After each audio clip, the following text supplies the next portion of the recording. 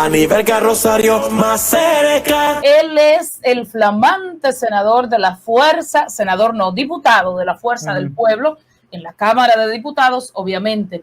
Digo lo de flamante porque tiene, no sé, tiene 5 o 6 días en la Fuerza del Pueblo, es nuevecito.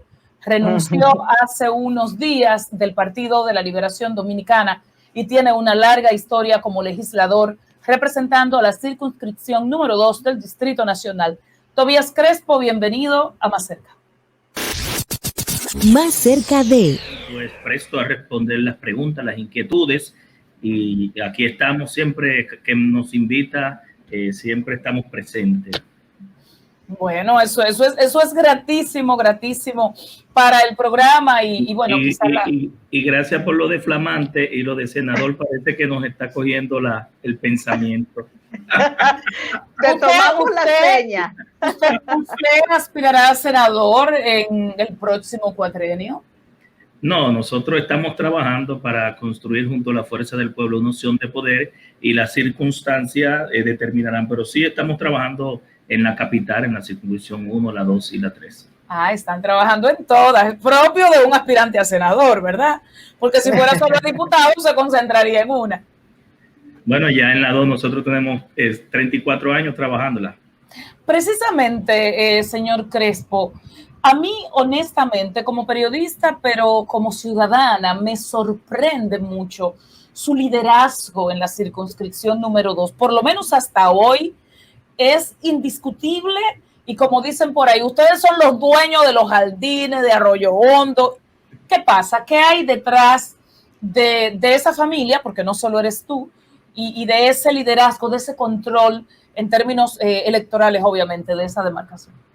Bueno, tú sabrás que nosotros nos mudamos en esa circunscripción, la familia Crespo, somos varios hermanos, todos dirigentes políticos de larga data. Manuel, por ejemplo, mi hermano entró a los 14 años la política, yo entré a los 18, en el año 86 mi primer voto por el profesor Juan Bosch. Nos mudamos en el sector de los jardines, como tú muy bien dices, los jardines del norte, en el año 74. Es decir, que si tiras la edad, te darás cuenta que tenemos 46 años ya en la zona, claro. Lo que implica que no solamente en los jardines, la circunscripción 2 comprende desde la Máximo Gómez con Kennedy, el ensanche Kennedy, La Fe, La Agustina, La Agustinita, Cristo Rey, Los Jardines, Los Ríos, hasta Los Girasoles, y detrás del cementerio Cristo Redentor, hasta Pantoja, alrededor de 112 sectores, subsectores, incluye Arroyo Hondo también. Los Girasoles, creo. Los Girasoles 1, 2 y 3, Los Ángeles Peralejo, La Hondonada, La Isabel. Es grande. Es muy grande, la más amplia a nivel territorial, más de 300 residentes y cerca de 230,000 votantes. Entonces la clave ha sido un trabajo constante, continuo, dentro de esos sectores, dando servicio. Nosotros no hemos dejado nunca de dar servicio, estando fuera o dentro, porque realmente empezamos la actividad política muy temprano y estando cerca y presente de la gente. Eso marca la diferencia. Y en ese sentido yo creo que muchos toman la política nada más en la época de campaña. Nosotros hacemos la política 365. O sea, que usted me compra la receta hoy a mí, sí, se la pido. Bueno, a veces nos critican mucho, si la necesitas, si nos critican mucho, pero déjame decirte que después de que ganamos el día 6, porque las elecciones fueron el 5, al otro día nos llamaron para 2 fallecidos de COVID, tuvimos que dar realmente 2 ataúdes, lamentablemente, pero nosotros tenemos que estar siendo solidarios, tenemos que estar buscando pruebas COVID, pruebas rápidas, operaciones, recetas, estudios y toda una serie de trabajos que realmente le permiten a uno también estar conectado con cuáles son los principales problemas. Hemos estado trabajando a nivel los sectores de la zona, es decir, todos los sectores comunitarios, juntas de vecinos, deportistas, religiosos, amas de casa, jóvenes, nuevos votantes, comerciantes. Es decir, es un trabajo muy continuo, de verdad que es muy forzado, pero vale la pena. Pues entonces, con todo ese trabajo comunitario y social que ustedes hacen, evidentemente, entonces que tú estás de acuerdo a que sigue el barrilito o ¿cómo es que le llaman en la Cámara de Diputados? Que es una ayuda económica que ustedes reciben para poder solventar ese tipo de solicitud de su votante, porque usted de su bolsillo sería una gran carga. Mira, la Cámara de Diputados ya no tiene lo que le llamaban el cofrecito. El cofrecito. El cofrecito, Ajá. que eran 50,000 pesos que contra factura nosotros teníamos que cancelar y que conciliar. Hace alrededor de 6 años, el expresidente Abel Martínez Durán eliminó ese cofrecito. Pero sí, yo creo, quienes tienen el barrilito sí son los senadores, que por una ley ellos se le da 1 peso por cada residente en su demarcación geográfica, y sobre esa base sí reciben una cantidad adicional de recursos. Pero sí creo en ser solidario, porque la política es vocación de servicio, es estar... ¿Y entonces con qué dinero usted es solidario? Exactamente, ¿cómo es eso? ¿Cómo es eso? Sí. Porque eso ustedes van a morir pobres, entonces, porque ustedes tienen 2... Bueno, pues uno tiene que hacer sacrificios personales e individuales para hacer frente a esto, y sobre todo entendiendo de que en la circunscripción nuestra es una circunscripción que tiene todas las clases sociales. Tú tienes, por ejemplo, clase media, media alta, media baja, pero también tiene muchos sectores vulnerables, por ejemplo, como La Puya, en Cristo Rey, y en zonas que hay muchas carencias y muchas necesidades.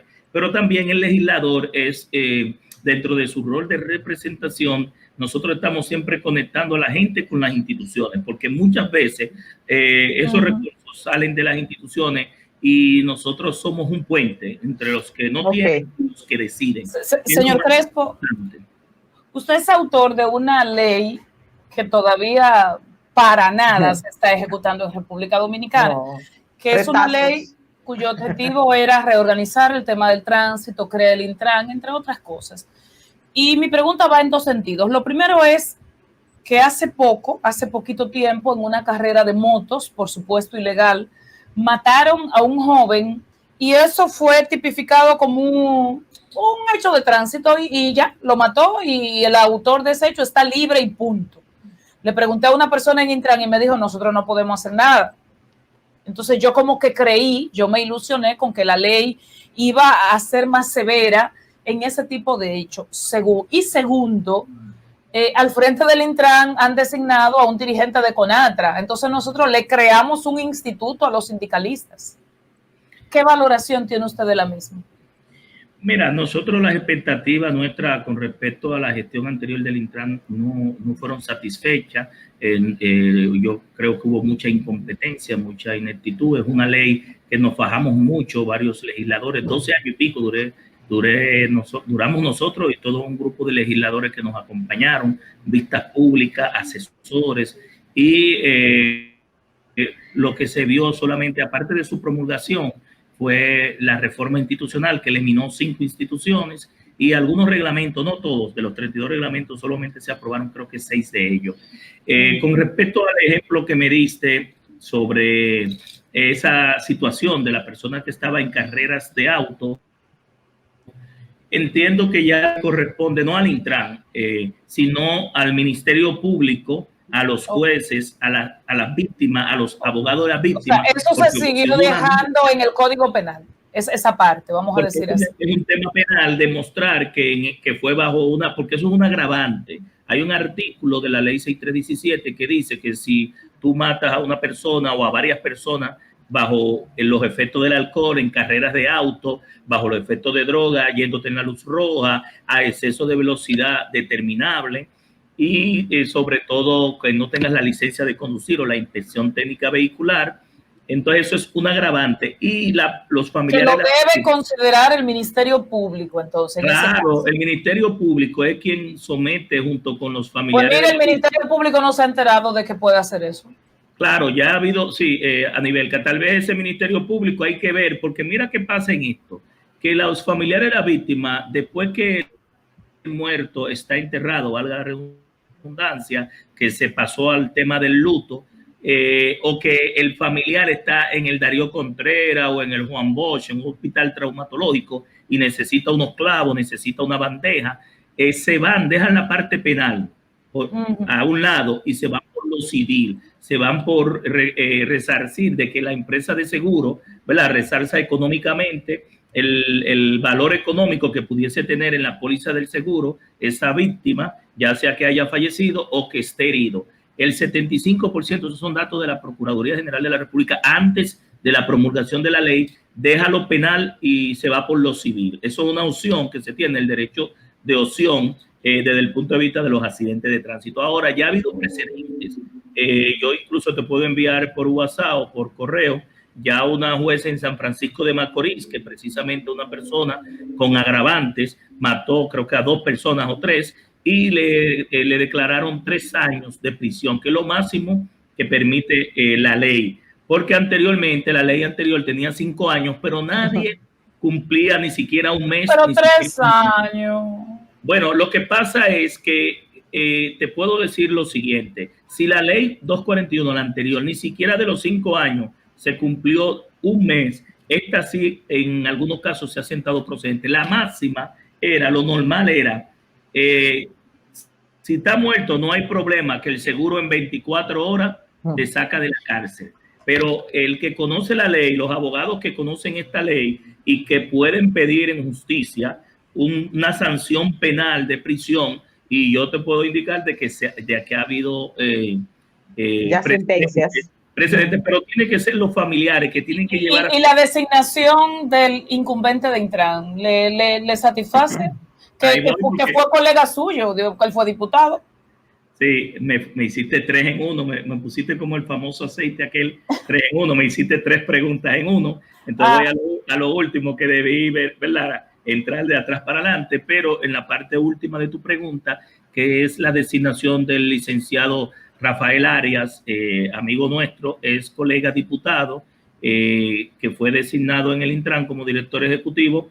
La ley no lo prohíbe. Inicialmente, la ley, cuando yo sometí el proyecto en el año 2010, la ley tenía un artículo, sí, que prohibía que una persona vinculada al sector pues pueda ser director o con cualquier grado de consanguinidad o de relación con el sector de transporte. Pero los sindicalistas le torcieron. Pero esa parte fue esa, y lo que se puso fue que sea un profesional que pueda dirigir el sector. Nosotros queremos darle, primero conocemos la competencia del licenciado Rafael Arias. Él trabajó en la ley la última parte, los últimos 6 meses de los 5 años que duró en el Congreso, cuando entró en el año 2016, porque ya en el 2016 ya la ley estaba ya, como dicen, bien afinada y consensuada, pero en el último tramo ellos participaron y entiendo que hay que darle la oportunidad de que pueda hacer los cambios y las transformaciones que establece esa ley. Esa ley